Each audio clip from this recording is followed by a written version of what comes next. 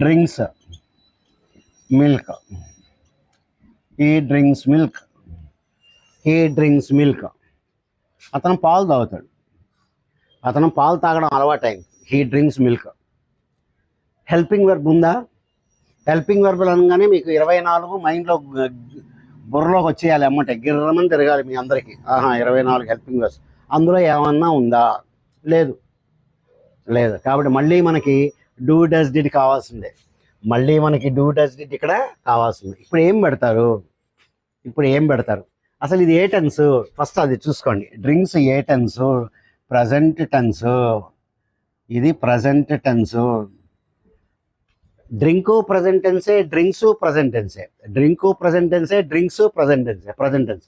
కానీ ఇక్కడ మనకి ఎస్ ఫామ్ వచ్చింది. ఎస్ ఫామ్ వచ్చినప్పుడు డస్ తీసుకోండి.